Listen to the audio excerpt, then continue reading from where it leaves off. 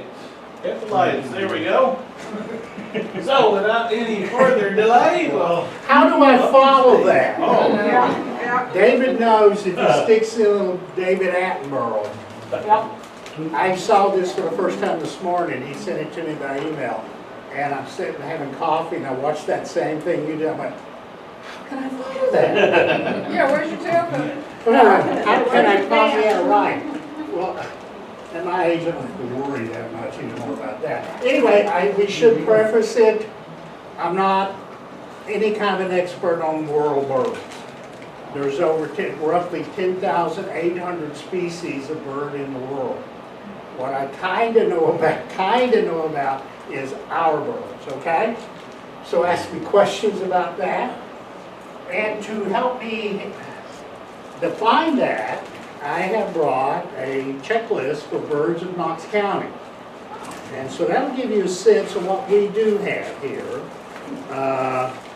that was actually one of the very first questions before you arrived. Someone asked about how many different species of birds are here in Knoxville. Well, in my list, 168. Routinely. Now, there's a few that end up here when they're blown here from a storm or something. American Avocet. But roughly, I mean, we're lucky. We've got 168 on this list. And this is the same list I prepared and used in Hines for years. But of that 168, there's only 100 nesting species. So some of the species, here we're entering migration season in the spring and in the fall, and a lot of birds just pass through. Hi! And so you may see them when you're out on a walk. You may see them even singing, or the males are getting up their vocal cords, or practicing, or you'll see them in the fall. But of the 168, we have roughly 100 that do nest in Knox County. Now, if you live outside of Knox County, you may have a bird or two. Like you live in Blount County, that would include to the top of the Smokies or Sevier County, and there's a few birds that are really only found up there that really don't venture down to the lowlands, like have chickadee. They're not here. We have Carolina chickadees. They look like. So anyway, I tried to limit my scope of possible knowledge, but that doesn't. We are lucky we do live in there. Now, if you watch this, David Attenborough says there's 42 species of birds of paradise. We don't have any birds of paradise. 42, that's New Guinea. When I watched this morning, I wondered, how many species of bird live in New Guinea? It's a large island. Close to 1,000 species. Wow. So yeah, I need to plan my bucket list to go spend several years in New Guinea and try to learn 1,000 species. But if you're brand new at birding, and a lot, all of a sudden this hobby has exploded because of the pandemic. We've been inside more and watching those bird feeders more and going, what in the world is that? And so that's how I began. I've been nuts over birds since I was 8 years old. I grew up in Gatlinburg, close to us, about a half mile from the park boundary, so I've been kind of nuts over birds all my life. How you doing? Anyway, I think I truncated our volume of questions. But go, fire a question. Everything they saw, you got to fire a question or I'll keep talking. I got a family of crows. What's that? I got a family of crows. Good. Murder crows. Yes, a murder of crows. You know what you call two crows? What? Attempted murder. Bad joke. Very bad joke. Anyway, crows are here. Crows are crows are corvids, and we now know that's the smartest group. Crows are blonde, and the others in that group in the United States are ravens, blue jays, or all jays, just not just blue jays. All jays and magpies. That's the four, and we now know they are the smartest. They use tools. They defy being researched. If they see me, oh, that guy's trying to research me. So, yeah, that's just the way they are. If you net a crow, I would net a blue jay or a crow, and one of my friends that do netting, that put wood guns on, that bird will go tell everybody, all of his buddies, don't go down there. They're gonna grab you and put jewelry on you that you don't want. So, all my friends that do this tell me, if you can catch one blue jay, you're lucky. So, Well, I'm trying to tempt them with some peanuts to come close to me. do they go for them? Not while I'm sitting there. They will if I'm not there, but I try to think, this is, again, I've been feeding birds in my backyard for years. But the pandemic and just kept me isolated, so I watched the birds. I had coffee, watched the birds, and I never tried peanuts. We're talking whole raw peanuts, like going to the circus. I had never tried it, and I thought, I didn't think I would draw a crow. I thought I was fishing for blue jays. And so I would put those out in the morning, sit there. See when you're retired. oh, and the crows will see how many they can pick up at one shot. So if I'm sitting inside the house, they're out there on my patio, seeing how many pieces of whatever's out there they can pick up at one shot and fly away. Do they pick up the peanut? They'll pick up the peanuts. Okay, great. Pizza, dough, yeah, anything, I had chicken. any luck with, I was fishing for blue jays. I love blue jays. I think they're absolutely gorgeous. I want to draw blue jays. But the peanuts kept disappearing, but I wasn't seeing any blue jays. And finally I said, okay, who's now? Titmice. Titmice would pick up that peanut and take off with it. So it's like, oh, okay. You know, we need to talk courtship. That's our main topic. We can stray, but I'll try to keep this online. So you said that there's nesting birds, and then what would be the other, if they're not nesting, what? They're would just the other passing category? through. So, Or spending the winter. On that list I just gave you, after every species, if it says M, that's a migratory bird. They just come through in the spring, and then they pass back through in the fall, and we'll see them maybe, we'll go, yay! But they're not here in the summer. And then the other distinction is W birds. That's the winter birds. That's the birds that migrate here in the wintertime, and they stay here all winter. But then when it's time for them to nest, they go back north. So those two birds you can see, white-throated sparrows. They're in two morphs, white and black striped or buff and brown striped, and my God, there's cool stuff going on in that species.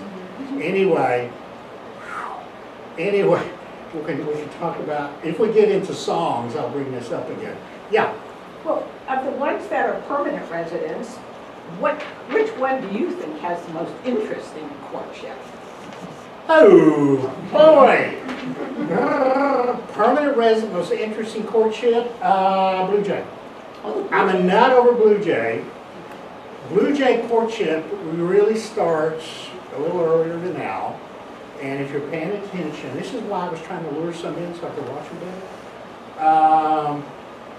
Courtship is female-led. In truth, females may, I could do this whole thing. Female choice determines the relationship. And everything we saw here is just males trying to show off. Yeah. Some use color, some use song. But with blue jays, you'll start seeing, usually February into now, you may be out watching and you'll see a group of flock of blue jays flying through. I wish I could remember the technical name for that. And there may be 6, 7, 8 blue jays.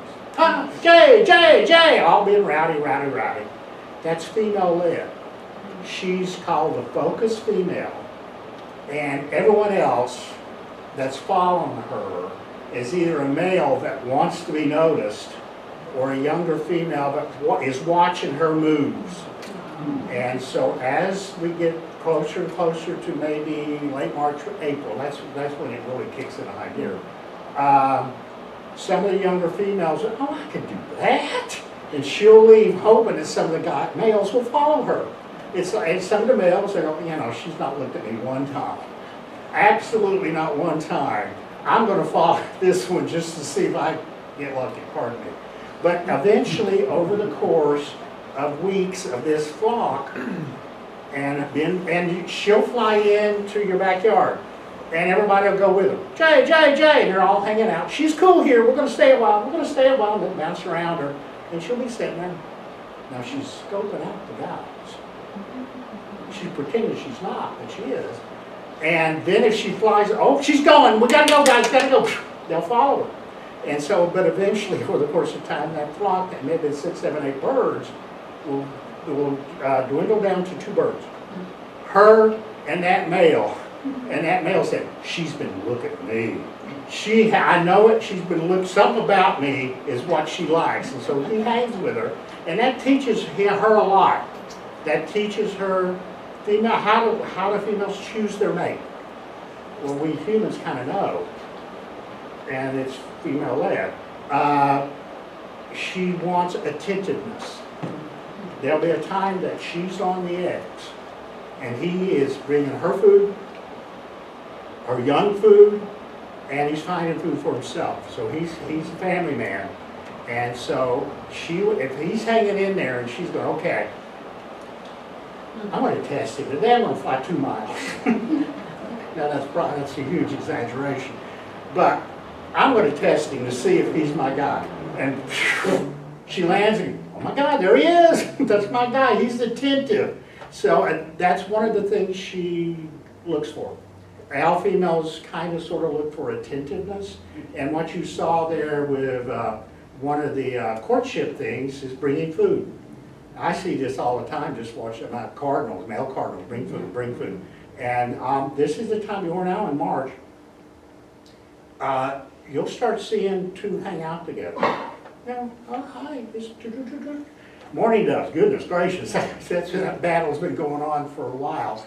But you'll see 2 hanging out. And yesterday I was sitting watching, and 2 mourning doves were up on a branch, and they were billing and cooing. They were rubbing each other around the face. They were tapping bill kiss, bill kiss, bill kiss.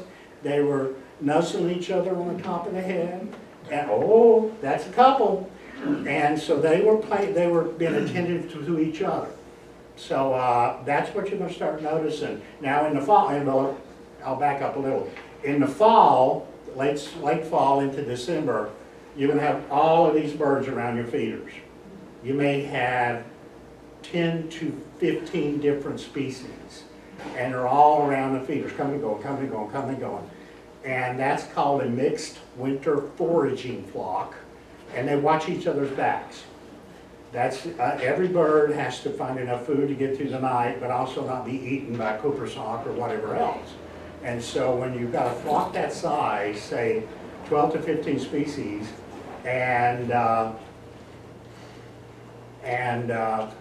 with multiple multiple chickadees, multiple titmice, so on and so forth, so on and so forth, they're watching each other's back. So it's not just chickadees watching out for other chickadees, they're watching, and all birds have what's called an alarm call, and it's usually abrupt and harsh to our own ears. An alarm call means hit the deck. And if you're out there watching your feeders, and all of a sudden, you know a cooper sock flew in, or a cat is roaming around, or some peril, but one bird saw it first, and he let out an alarm call. Alarm calls tend to be kind of a shriek, or it's harsh to our ears. Anyway, where was I? Oh wait, I think you asked me what's one of our favorites. Yeah. Okay, let me get us back out of the tall weeds and back into the room. Okay. Everything's different. Okay, this. We notice color. That was one of the criteria. Cardinals. In the winter, male cardinals are intensely red, intensely. An unmated female cardinal will choose the brightest red male available. Now, he may be spoken for. And if she starts to be friendly, there'll be another female cardinal that will chase her out of the yard. So cardinals their relationships do last through the year, maybe even 2 or 3 years. But, so an unmated female will look for the brightest red male available. And she'll find out, but when she starts bouncing around with him, if a female comes in and says, hey, what are you doing, sister? He's my guy. So, and why does she do that? Well, they're gorgeous, yes. But red plumage is controlled by quality of diet the year before. So is yellow plumage. And so, and I read a thesis. There's two red birds I can think of that we do have that are nesting, that are courting now, are cardinals and house finches. And the house finches, they have what looks like cherry pie blew up in her face, and those reds are intense. I read a thesis, seems like it came from University of Auburn, but they got permission to catch a group of house finches. You have to have federal permission to do these kind of studies. And they fed half of the males a great diet of a lot of red berries, those kind of things that have the reds in them. And then they fed another group of house finch males a more drab diet, say just sunflower seeds. Well, in the spring when they molted, there was one half was, look how red, and the other half kind of drabby. And so the thesis went on that, okay, when they're starting to hang out together in this time of year and in February and into this time of year, a less than red male will realize, uh-oh, I don't stand a chance. And so the less than red males will start hanging out together. It's kind of like, you know, at the bar. I know, well, you know what I'm talking about. But there was a day, maybe you do. They hang out with the loser table. And the less than red males will hang out with other less than red males thinking, with this group, I look good. So maybe I'll get picked over here where I'm never going to get picked with them. So the red is, just like the narrator said, color is important to some species. All species are different. Color is important, yeah. So I have 5 at my feeder last night, they're red cardinals. I'm planting my garden right now, so right now I'm only feed them black oil sunflower seeds, so maybe they're not so bright, like you just said. What plants can I put in there native to help You need native shrubs that produce berries. Red berry, what berries. Blueberries would help with. Native hollies, native viburnum, black holly viburnum, those berries are kind of darky purple, but still that ups their color. I'm drawing a blank. That's just 2 I can think What about of. blackberries? Do they like blackberries? Well, yeah, but blackberries come out so much earlier. Oh, okay. Blackberries come out so much earlier, and blackberries are the one food that catbirds love. Catbirds, they're one of the later nesters because they love to nest in a blackberry thicket, because who can get to them? A predator can't get there. Anyway, and they nest kind of later with some of this. Or the birds that are diagnosed P, the permanent birds, they get started quicker. They just do. And they get, well, the first bird to go through courtship in the calendar year is the great horned owl. They start in November. And with the great horned owl is that, that deep baritone voice. But the one thing, and so, now they do tend to mate for year after year, but any bird has a 50-50 chance of living 1 year. There's enough out there that can do them in. Anyway, so the great horned owl, they start early. And the one thing that is not brought out here, territory. Male birds claim turf. And they defend their turf.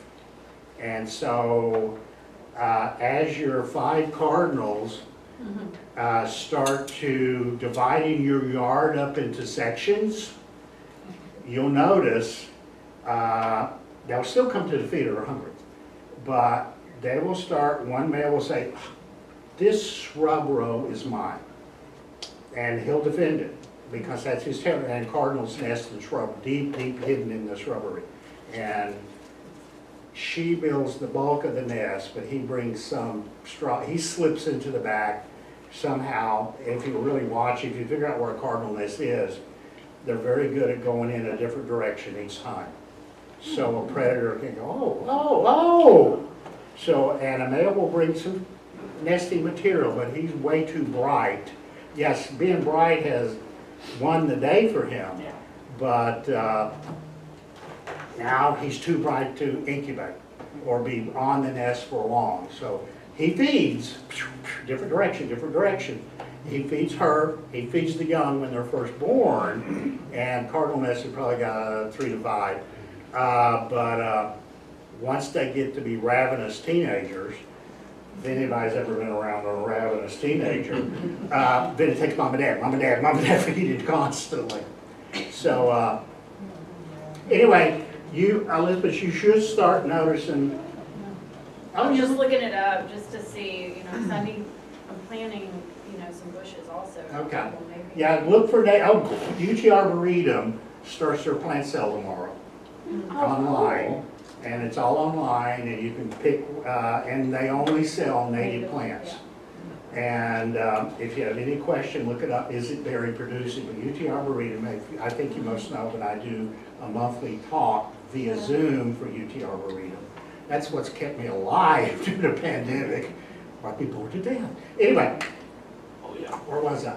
Yes, you just need some berry bushes. That gets them. But not beautyberry, Oh, no. beautyberry's fine. No, beautyberry's from But not for Tennessee. the cardinal.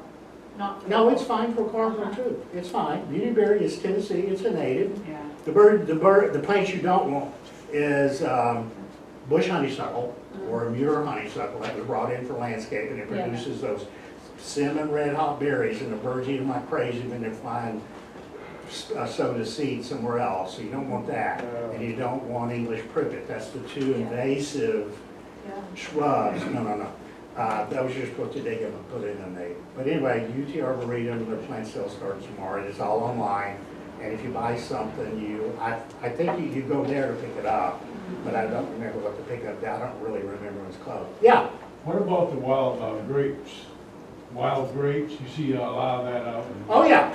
They love wild grapes. And we're talking fox grapes, all those grapes that grow high in our trees that produce tiny grapes. We really don't eat them. Muscadines. Now, we were kids. We grew up eating muscadines, but those are native grapes. Those are great. And those will be eating. The other berry eaters that you're helping to take care of in the winter, bluebirds eat berries. Bluebirds, cardinals, mockingbirds eat berries, robins. That's 4 principal backyard birds that really rely on berries to give them a varied diet. Now, they kind of sort of rely on your bird feeders, but robins really don't come to your bird feeders. They're looking for berry. And then when it warms like this, worm. Yeah. So, and it's warm enough for them to find worms. So those are berry producing bushes, shrubs, that those 4 species, and there's others, but principally those 4 really rely on in the wintertime. What about Nandina? That's not native, but for some reason I they don't don't know. need it. I know. It's in my yard, that's all I know. I know, my neighbors have a bunch of them, they're beautiful, but I've never ever, I seen a bird on them. So I think, I need to sample one, I'm going to go in the house and throw I up. have them too, but I never noticed them Sample, getting don't eaten eat a either. handful, sample, one. Sample, okay. Well, you know me, I'm a guy. Yeah. I was once doing a class for, what was it, I forget the school close, it was kindergarten kids, and we were making hot pepper suet, and I was wondering if it was hot enough. It was. I was gagged, so yeah, we did find from that hot pepper suet. Anyway, question, courtship, another species you love, yeah. The little brown birds that are striped, it's not a wren. The red is the wren, and then the other, is that a sparrow? I don't know. Say it again? They're brown and just a brown bird with stripes, like down their back. Sparrow-like? That Is it a sounds. finch, house finch maybe? Because there's a lot of them, they travel in a pack. This Well, one's- it could certainly be a female house finch. She doesn't have the red. She doesn't need it. Oh, it could be a female. Yeah, Okay. that's, female birds are really hard to identify because they tend to be camouflaged. They tend to be kind of plain. They pick their partners. They don't have to flashy-washy. So Usually, if it's, if I think, oh, is that a female, I'll look around to see what males are with her or near her. And it probably, a stripey, it does sound like a female house finch, where he's got the red and she doesn't. What about bluebirds? Because Bill has a bluebird thingy. Oh, well. What about, territory? The male will find an empty box or natural cavity. Now, we almost, believe it or not, we almost lost bluebirds. They were rapidly disappearing in the first part of last century, and up until, they were rapidly disappearing because they will nest in an old woodpecker hole. Woodpeckers are the great developers in the bird world. As they find a dead tree, brr, brr, brr, and they only use the nest once. And so, and they don't put anything in it. So, and they make incredible cavities inside that dead tree. And, but okay, and then they move on. So a single dead snag or dead tree can have 7 or 8 holes in it. So that, now this is natural. It'll eventually bring the tree down because it's weak in the structure of all those big holes. But the secondary cavity nesters that will use those are chickadees, titmice, bluebirds, Carolina wrens. Oh God, Carolina wren unless anywhere. Doesn't matter. Lay your hat on your back porch and you may have a Carolina wren nesting in it. I have a question about bluebirds. Do they have like iridescent blue feathers? Who?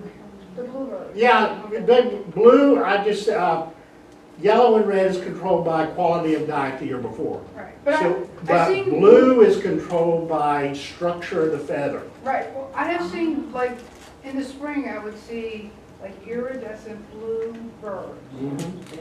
Well, I suspect that is a bluebird. They are gorgeous. Yeah. But it's the structure of the feather. Indigo buntings.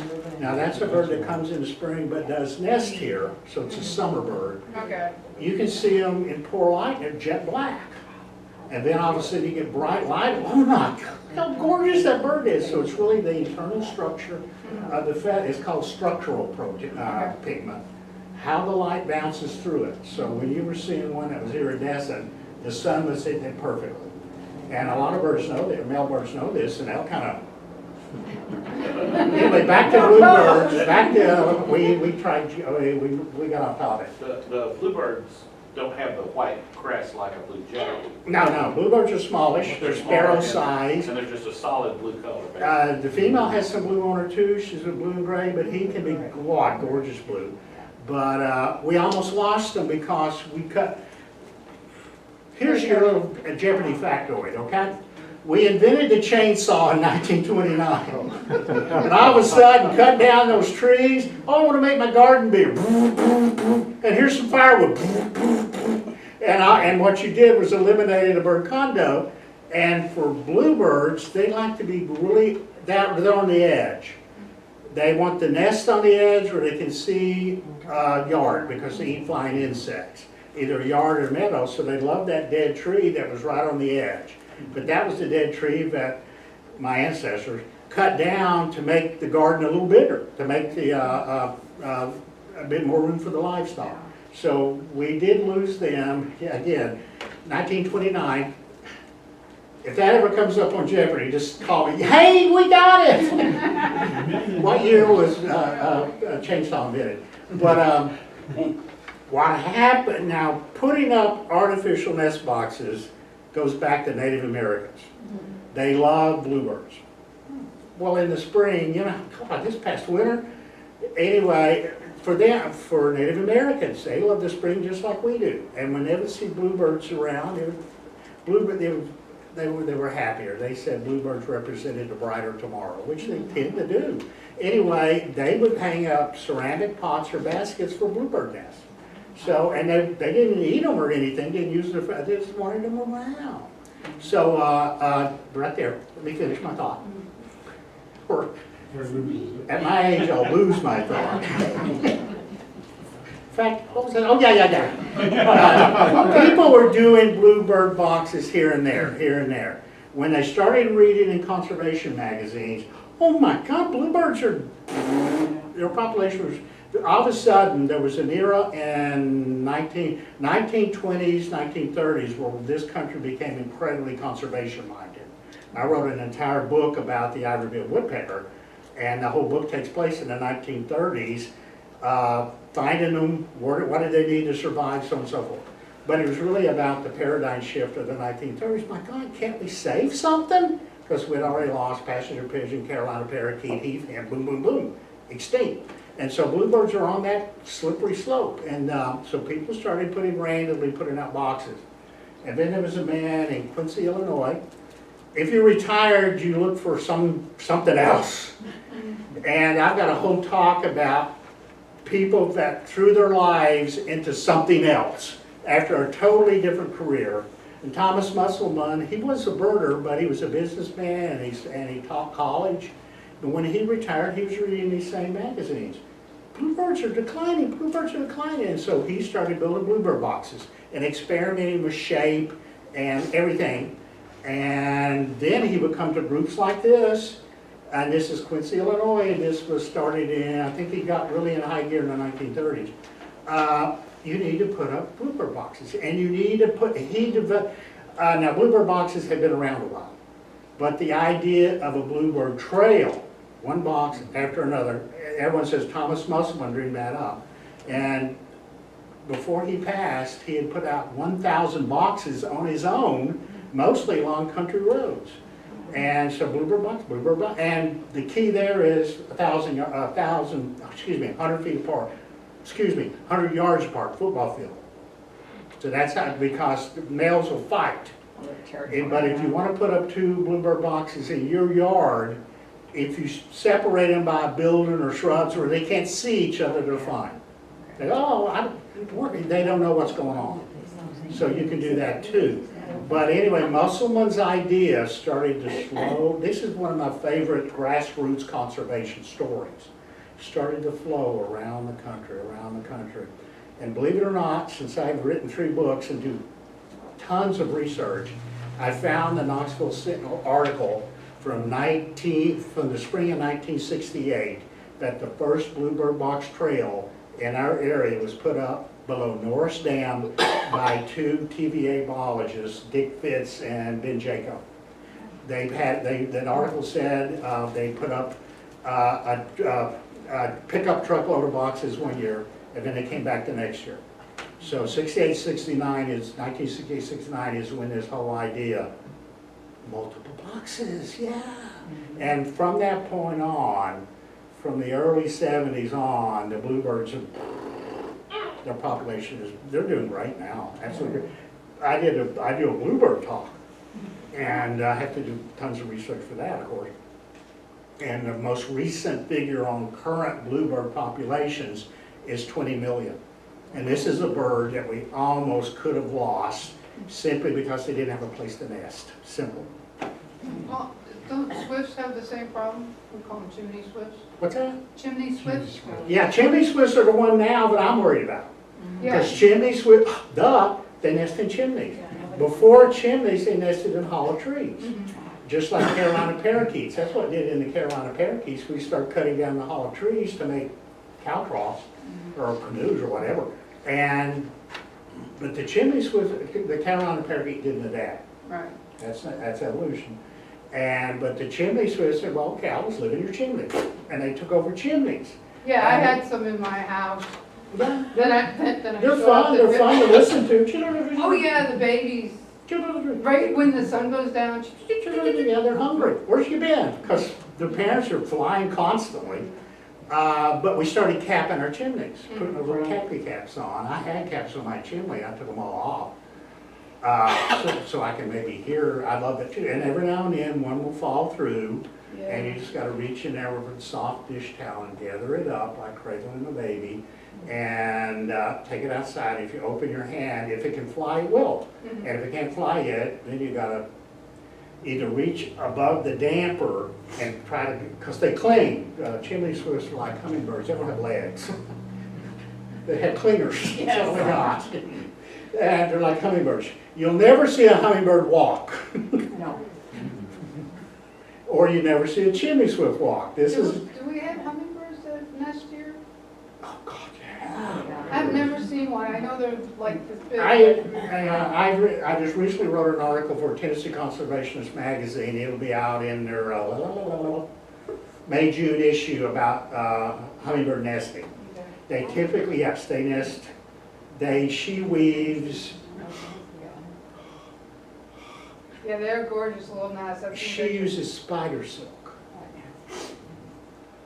And then she weaves into the spider silk a little dry grass, and then she decorates the whole thing with lichen. Mhm. And it's so strong, because you know, spider silk is incredibly strong fiber. It'll stretch with the baby. She typically has 2 at a time. And, let's talk about Hummingbird Courtship. I'll pull us back into Main Street. Anyway, the hummingbirds aren't back yet, but they're getting closer. Typically, I see them in my house by April 11, and I'll have my feeders up ready. But it's usually 10 days into April. I'm sure they're probably already in Georgia. They go boom, boom, boom.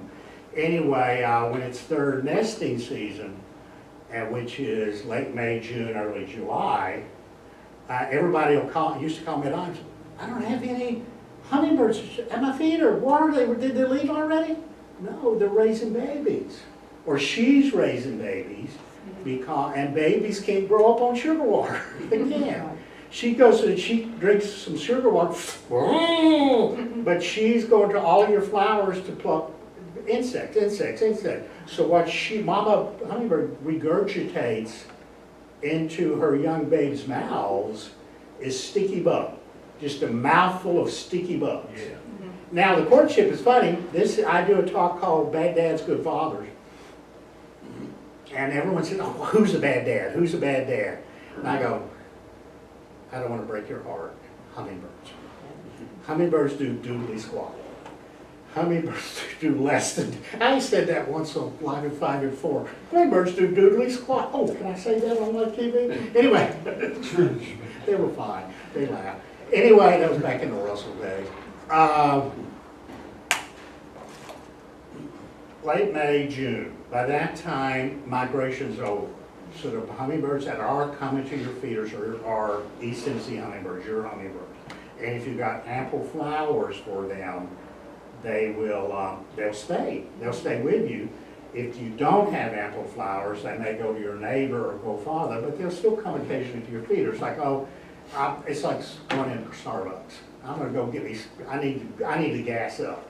But a male will tend to claim that feeder for himself, and he'll chase other males away. These are our local males. Chase them away, chase them away. This is my feeder. And he'll even chase a female away. Duh! It's like, come on. Anyway, she may fly over and sit there like, are you an Igbo? Now what she does want is tenacity. She wants that chase away, chase away, chase away. This comes from a book by Bob Sargent. Another great story. I told you I do a program about people that find themselves after they retire. We've already mentioned Thomas Musselman. A man named Bob Sargent was an electrical contractor in Alabama. He knew doodly squat about birds. He retired, was sitting around and watching birds, and his wife Martha kept feeders up, kept hummingbird feeders up, and he started asking questions about the hummingbirds. She didn't know. It wasn't a book it knew. He'd call people, he'd call the Alabama wildlife people.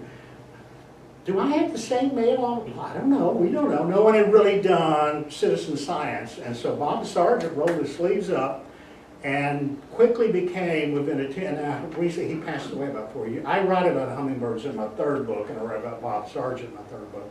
But he became the leading authority on ruby-throated hummingbirds after he retired. Boom. And he wrote the book. You can go to Amazon, type in Robert Sargent, Hummingbirds, and there's his book. And I've got it, I've read it, and that's what I do for my life. Anyway, so he became the expert. So it's never too late to find yourself. It just never is. But anyway, let me finish So the you first put story. up two The feeders. female is sitting there. You dingus! Aren't you looking for a female? I finally go, And his display, similar to maybe a bird of paradise, she will be sitting there. And he flies this up and down right above her head. I've seen it 2 or 3 times off my deck. He's showing how fast he is, and how quick he can turn around. And he's already chased her off twice, so he's got tenacity. And Bob Sargent said that's what she wants, because when they do, holes are grouped.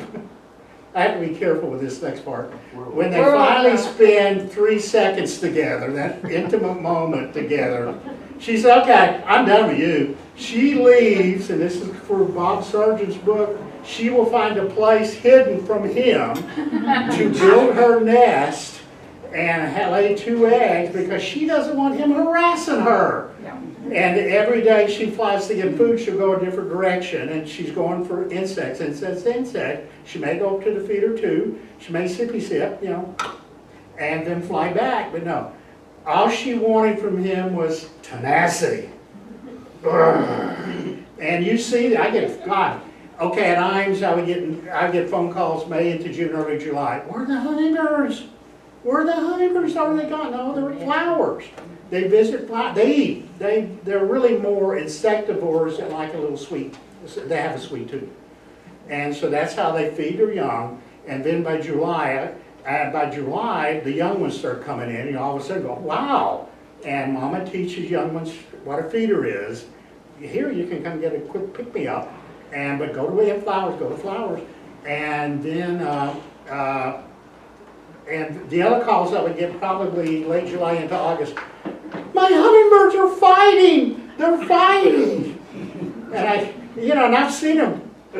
2 young male hummingbirds will grab each other, fall to the ground, punch her like teenagers. Punch, punch, punch, punch. That's what she wanted. She wanted tenacity because when they migrate and go to Central America, there's like 300 species of hummingbird down there. Some are as big as sparrows. And so our little guys, they have to be tough as nails. And Mama said, okay, your dad taught you how to be tough, and they fly to Central America and the Yucatan Peninsula, that general area. And so they're little and tough. Yeah. Did anybody ever calculate how many hummingbird wing flaps it takes to get to Central America? I don't think that's in Sargent's book, but think about this. That's a good question. They do start to migrate. The adult males leave first. And you may get one pass through your yard, and they do memorize yards. So that actually nested in Pennsylvania further north, and you may come by and drink and take off. But the adult males leave first. Well, there's nothing else for me to do. She's doing great with the kids. Anyway. And then she will leave, and what's left are the little ones. Now, how they migrate, they will stay in your yard feeding on bugs and they find on flowers in shearwater, but they migrate at night. They want to hold their body heat down. And they migrate at night, but they wait for a push, a tailwind. There's no need to fly into a headwind. So the tiny little brains are not stupid. And in truth, the young hummingbirds, Mom and Dad are gone. They somehow are hardwired to know what to do.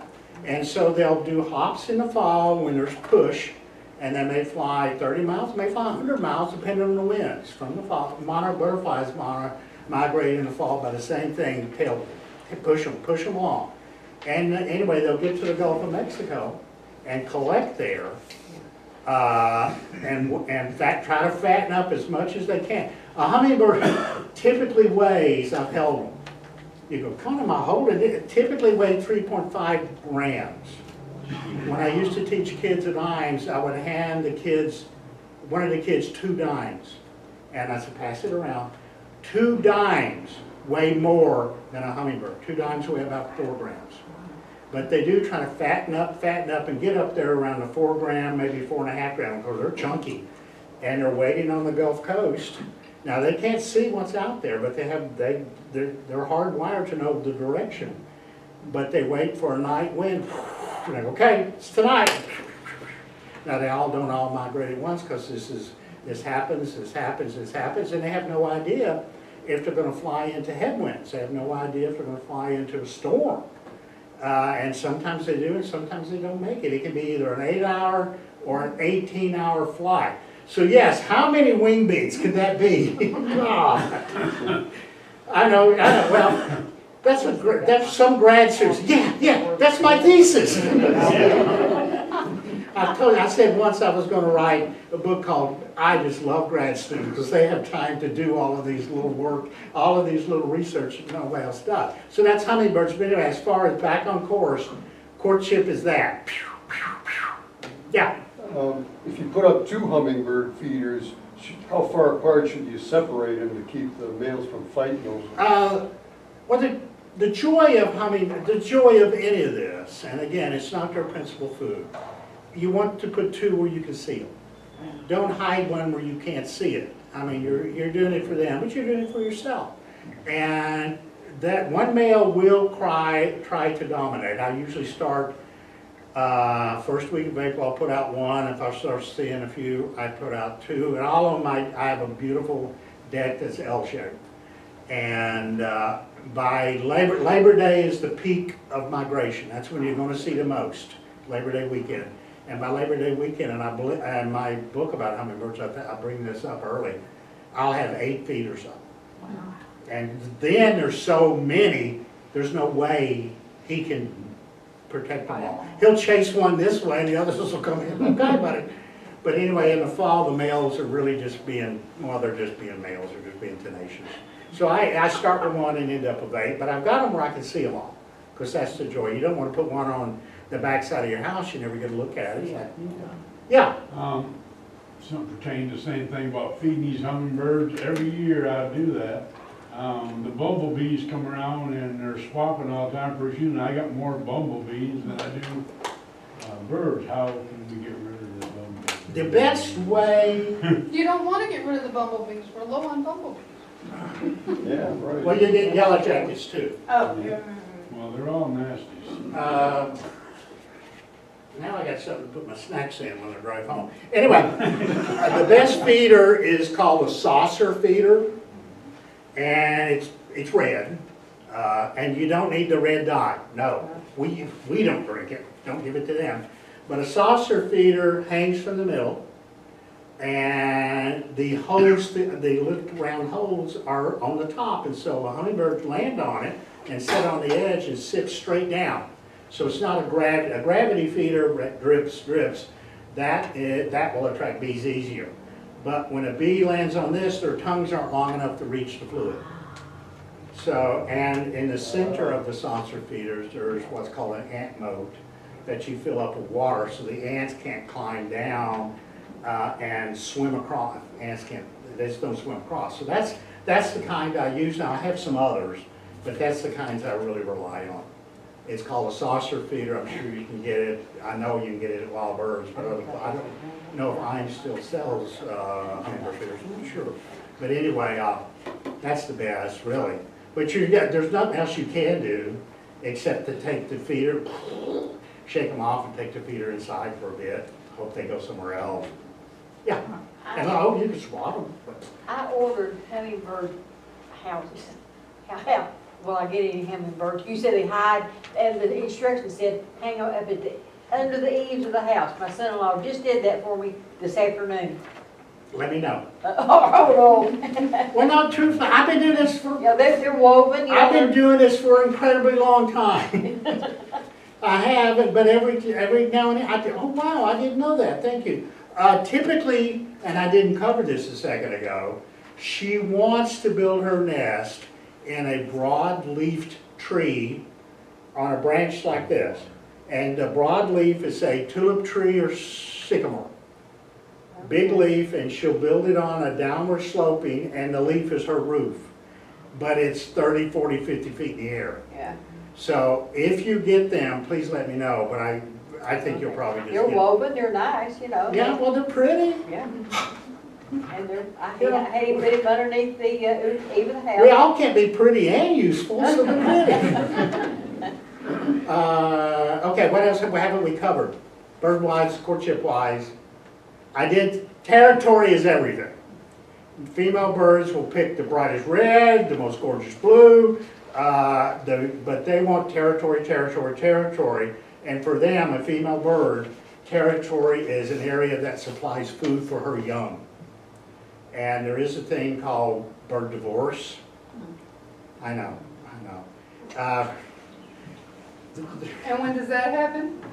I've got a whole, I've been doing this a long time. And in the 1980s, a bird would pair for either one clutch, a season of clutches, or for life. That was the three designations in the 1980s. I was in grade school. Anyway, I love grad students started asking their professors, how do we know this mate for life stuff? Have we ever followed a pair of birds for their lives? Well, no, but that's what we've always said, so it must be true. And so I've got literally a book filled with theses and other reports from around the world that cover this topic, do birds mate for life? And the birds that do stay together the longest tend to be the larger birds of prey. Bald eagles can mate, but here again, mate for life. Now for us, that's a big sentence, but for a bird, Cardinals can live 10 years. That's kind of max, maybe 12, 15, somewhere in there would be old. But it's not a long commitment, but they've decided in all of this research, and this is from the 1980s. I remember when I read an article in one of the bird books, bird magazine probably, the grad students are saying, yeah, I'm doing a paper on bird divorce. You can't call it that. Only humans divorce. What do you want me to call it? How about non-recommitment? No, that's silly. And so all of a sudden in the 90s you were seeing articles, bird divorce, and it was really birds that we thought mated for life don't necessarily mate for life. Albatrosses tend to really mate for decades. They live a long time and they don't see each other most of the year. They're all flying in a different direction. And red-tailed hawks tend to mate for life, as do bald eagles, but they spend the wintertime apart. It's really a nice arrangement. The mated pair, once they finish raising their young, and they're pretty sick of working together. I'm throwing a little human there. They will, and it doesn't behoove them to compete against each other for mice in the wintertime. So a red-tailed hawk pair will separate and go their different ways and then come back together over home turf in January and go through courtship for red-tailed hawks and for bald eagles. They'll come back together after not seeing each other for maybe 2 months, 3 months. Oh, you're alive, you made it. They fly in circles together. And both of those two species do a thing, they'll hold on to each other's feet and spiral down. It's like a trust building exercise. I will always be with you. And even as we hurtle to our deaths, I am always going to be with you. And that's that whole commitment thing I was talking about earlier. And I did read an article, I think it's when I get Audubon magazine and another bird, somebody saw two red tails hit the ground. They jumped up. They both were fine, like, oh, why didn't you let go? And they flew back up and courted some more. They tend to fly in circles at each other. And that typically happens in January into early February. By now, they should be close to nesting or close to laying eggs. Any other birding questions? Yeah. Does it seem like larger birds tend to mate for life more, perhaps? It seems to be, from my reading, yes, the birds of prey. I said earlier that great horned owls tend to, now, again, either one of the pair may be killed, may die. I almost brought little Dexter tonight. He's a little screech owl that I take care of. I ended up not, because I was balancing my cane in this stool and I didn't want to drop him, but maybe next time. Anyway, screech owls are often hit by cars. I visited Lynn McCoy, who's a dear friend of mine, who's a rehabber. I'm not a rehabber, I have an education permit, so I can have little Dexter. And she was taking, and this is a month ago, she was already taking care of 3 injured screech owls, all had been hit by cars. And little Dexter had been hit by, he's the little screech I brought last fall. He had been hit by a car and lost most of his right wing, but he's fine. Right now, he's watching the sun go down going, where is he? Where's my supper? Where's the white mouse? Well, yeah, where's my mouse? So anyway, maybe I'll bring him in. I really was going to, but I was, I can't carry this and balance. So anyway, but anyway, it's territory for all of those. That great horned owl, and I do sometimes hear them. I live in the woods, on the backside of the woods, it's near UT Hospital. And I'll hear, whoo, whoo, whoo, whoo. And that's what you'll hear in November. And then you'll hear back, whoo, whoo, whoo, who's awake? Me too. And that's the couple are going back together and they're courting again. And it's that deep voice, oh, you know, that very white voice, oh yeah, oh yeah, that's my guy. And his territory. And she, well, this territory worked last year. So. What does happen if they lose a mate? I mean, like, let's say they, you know, like you said, the big birds of prey, okay, all right, they mate for life or close to it. Okay, if one of them does die and the other one goes back to the little spot and he or she's not there, then they just go through the whole process all over again? Do they grieve or anything like that, or have a period of mourning? It'll be her trying to find an unmated male. I read an, again, I read an article about a female red-tailed hawk that was injured in the fall and was taken to a rehabber like Lyn McCoy, but this was another state. And it took months for her to get back up. You know, what a rehabber does is give a bird a safe place to heal, where there's, you know, and it's usually a wing injury, and they get their strength back or something. They may have some kind of abrasion. But anyway, this female had been in captivity for a month or two or three, and then they said, well, she's great. They eventually try them out in what's called a flight cage, where it's like 120 feet, and see if they can fly back and forth. She was ready. She would get back to her bow. And so they took her back, and by then the bow had found a new mate, another female. And happy ending. Oh. That is too happy ending. Anyway, when they released her, at first he and the new mate started to chase her away, and then he recognized her. Oh my God! And then they turned and chased away the newbie. And so truthfully, there's loyalty there. They may raise one or two clutches together, and so they are loyal. That's another way, a bird divorce. You saw what nature called the love in the animal kingdom. That's a word now I'm starting to read in the literature. Love. Now before, no. Only humans can love animals. You know, Descartes. Animals are soulless. They don't have memories. They don't remember anything. They do care for each other. They do care for each other. They look after each other. And that's what love is. You take care of each other. And so now, the other magazine, one of the other magazines I get is Living Bird, and that's produced by Cornell. I'm seeing articles called Bird Love. So, you know, there was, at one point, you can't use bird divorce, that's too human. You can't use love. But now I'm starting to see love. So, yes, Okay. they care for each other. Okay, we've been talking about mate for life, or, you know, some species when they mate, and male helps to take care of the brood. Which species do you only really like one night stands? Besides like the hummingbird.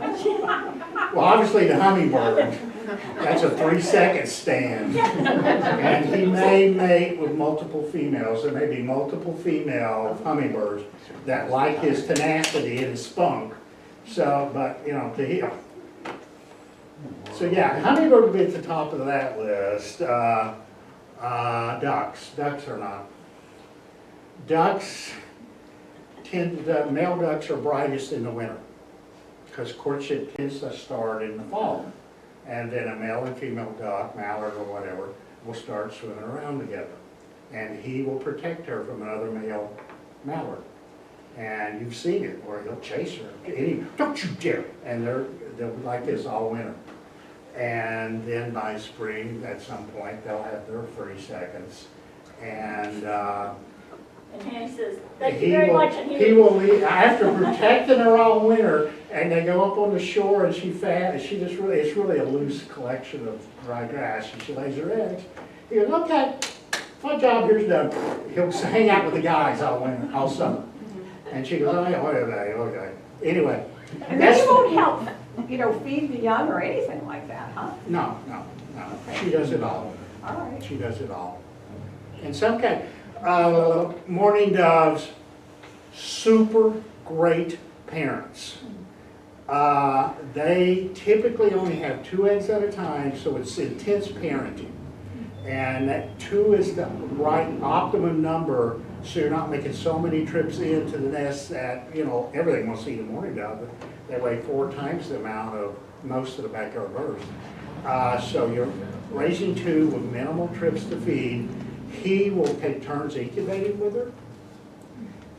And they both kind of they're platform nesters. They don't build a great nest, like an outdoor eave or something. And like an Imes, all those wonderful eaves off the visitor center. And I used to walk in with one of my nesting classes and have like 12 sticks in my hand, go, that's a hummingbird, that's a mourning dove nest. That's as much effort. They just want a few things so the eggs don't roll off, that's all they want. And they take turns incubating, and when they first hatch, he'll feed the whole group, and then shortly they'll take turns feeding or both feed. And because the mourning dove, 2 at a time, they can have 6 clutches a year. Wow. So they should be on nest by now. But we've had and that's weather dependent. So they typically start in late February. We've had this freaky cold spell, and they wrap up in November. But here's the cool thing about hummingbirds. He's a great dad. Not a hummingbird. Once they fit, Morning doves? yeah, Okay, you said a hummingbird. bad dad. I'm getting my talks scrambled. Anyway. Mourning doves. He's a great father. When the young fly from the nest, fledge, they follow dad. And that period of time is called the tutorial. And all birds go through it. With hummingbirds, mom does the tutorial. But with hummingbirds, or with mourning dove, he does the tutorial. And he will teach them how to go, ooh, ooh, ooh, ooh. But anyway, teach them what to be afraid of, where to hide, how to keep your mouth shut, how to take a bath, the importance of taking a bath, how to preen, and so they follow dad. So he does a tutorial, and it's the best guess is because there's another clutch, mom is probably going, okay, I gotta produce 2 more eggs. I need to put back in some nutrients in my body. And so she'll be ready about the time that the young mourning doves can be doves on their own. Pop will come back and say, okay, where we at? Was that 3 or 4 clutches? Where we at? So they'll start all over. Wow. So that's why we have so many doves. Wow. But 2 at a time. If I was a mourning dove, I would have 12 at once and then fly to Aruba. That's what I would do. Okay, we raised 12, I'm exhausted. Let's go for a vacation. Any other questions, guys? Oh my God, that clock is not, it's still old time, right? Yeah. That's still low time. We got about 10 more minutes. 10 more minutes, guys. Any more questions? Yeah. About how many offspring does a duck usually have? Ducks can have 13. They have a lot. I think it's there. I think somehow that number sticks because it's an odd number. Opossums can have 13. No, I was trying to figure out, I don't want to go down that road. That's a whole nother road. Stay on birds. Yeah. Stay on birds. Yeah, actually, if I do it someday, I need to write a book, but I digress. And the whole thing would be one long digression. And you go, what the heck's he talking about now? I noticed the Canadian geese have come into town. Yeah. Canadian geese. I noticed them in the Greenway can't- this past. Oh, geese! Yeah, came all the time. Huge conservation victory. We have wiped out, I know you're walking down the room and oh my God, look at poop. Canada geese eat grass, but grass has very little nutrition, and they don't have that fancy cow stomach where it goes from one to the other to the other. So they suck out all the nutrition they can quickly in their one stomach and ready for more grass. Anyway, we almost ate them all. They were like wild turkeys. And by the way, wild turkeys are the biggest displayer we have here, that like a peacock. Anyway, we almost lost Canada geese because we ate them all, just like we almost lost all wild turkeys because we ate them all. But there were no, believe it or not, no resident Canada geese in Tennessee. I think it's 1940s into 1950s. And then one man, I forget the county he lived in, he started raising them on his farm and letting them go. And at first TWRA was skeptical that it would work, but it worked. And so TWRA took over the program. It seemed like that was the early 70s. You know, in the early 70s, we went through like another spurt of conservation stuff, like the area, the 1920s into the 30s and the 70s. We outlawed DDT, the Endangered Species Act. Yeah, we went echo crazy, but it didn't last for very long. Yeah, but anyway, TWRA took over that program of raising geese and letting them go. Now they tried that with turkeys, but it didn't work with turkeys. But it worked great with geese, and so now we have, I remember first seeing Canada geese, I guess it was when I moved to Knoxville. My God, there's a Canada goose. Yeah, they're all over the place. They quickly went, God, I wish I had time to talk about squirrels. Anyway, they quickly went from, my God, did great, to becoming what's known as a nuisance species, just like squirrel. Very large pigeons. It's hard to believe that they were ever endangered, the numbers that I've seen. Yeah, I know, It's time to start eating them again. well, they could do some kind of hunting season for them, but right now it's like, pat yourself on the back. So, yes, we've saved wild turkeys, we've saved Canada geese, we've saved bluebirds, we did not save rubber-billed woodpecker. Yeah. What would we have if we didn't have the Canadian geese? In other words, what did they displace? No free lunch. Well, I'm running back through everything I've read. Part of the issue is now we have a lot of open green space. And remember, they eat grass. You typically, so we have helped this by urban sprawl. Greenways, grass on both sides, so that's what they eat. What was their species prior? I don't know. In nature, that was a niche that the Canada geese filled. Now, was it a niche that somebody else lost? Was it another grass-eating bird? I can't think of one. The rabbits. Well, that's a boom. That's one reason they did well. We created so much great habitat for them, and that's bluebirds came back because we created great habitat, namely nest boxes, and we used our chainsaw to cut down all those dead trees. Yeah. You keep on saying the goose is the grass eater. What's that? He eats grain too, don't he? You said the goose is the grass eater. Well, I've seen a lot of them in cornfields and all. Well, principally they eat grass. Corn is a grass. Is it? Yes. Very tall grass. Yeah. Well, we hybridize Well, it. the tallest grass we have is river cane. That's 12 feet tall. Which we almost lost because there's now not, pre-us, Native Americans, that was one of the Native Cherokee. Now, my third chapter in the first book is all about river cane. That was their principal, they built homes out of it. They built teepees, they built them out of river cane.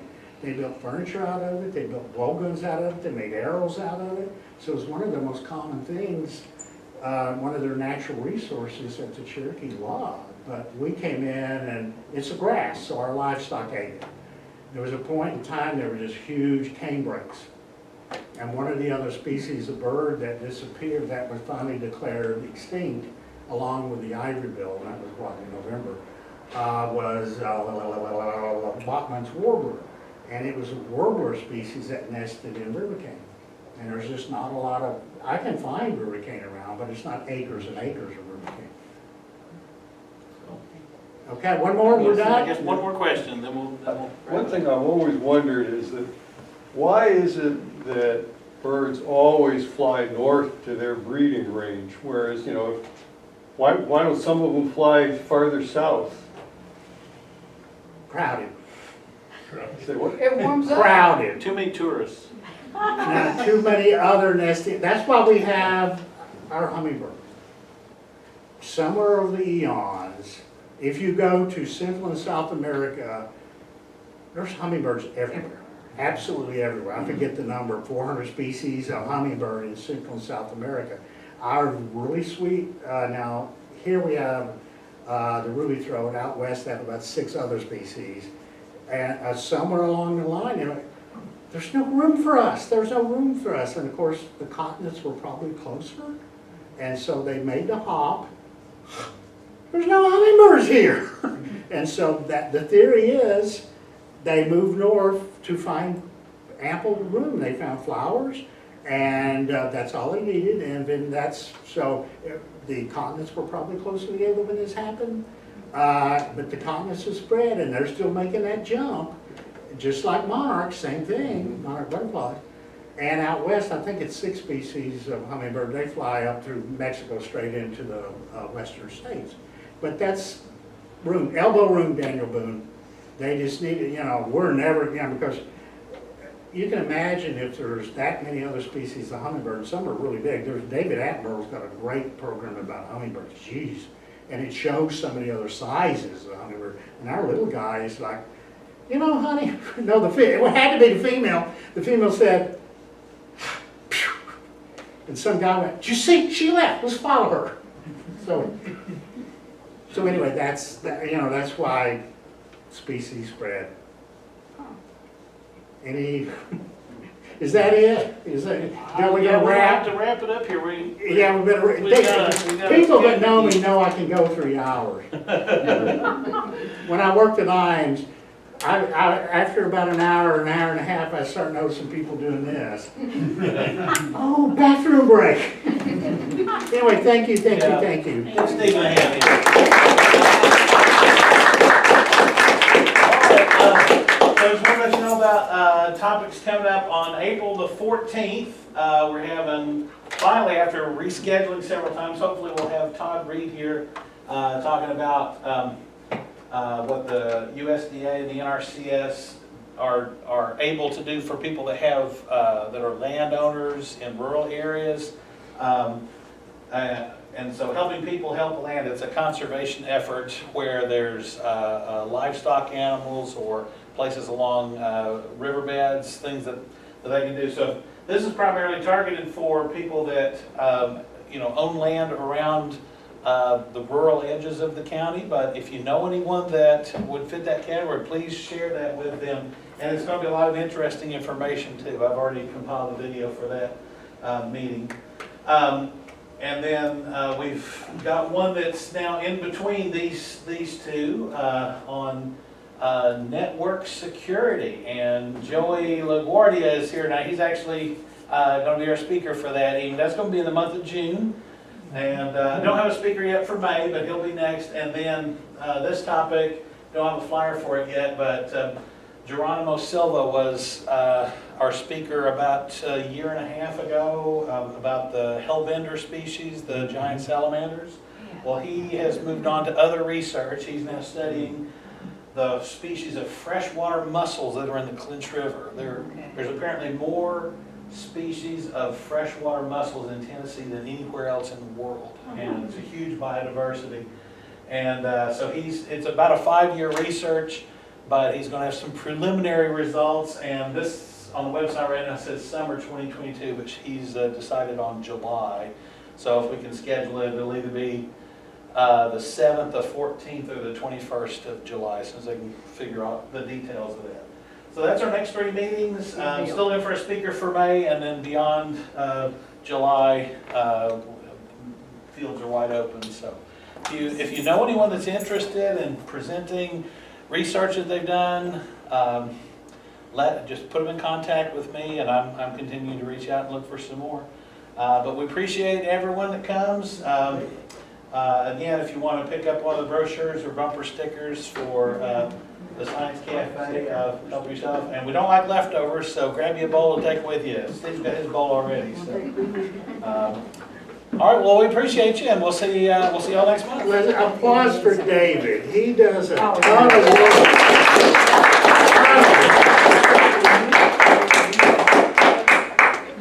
Thank you, guys.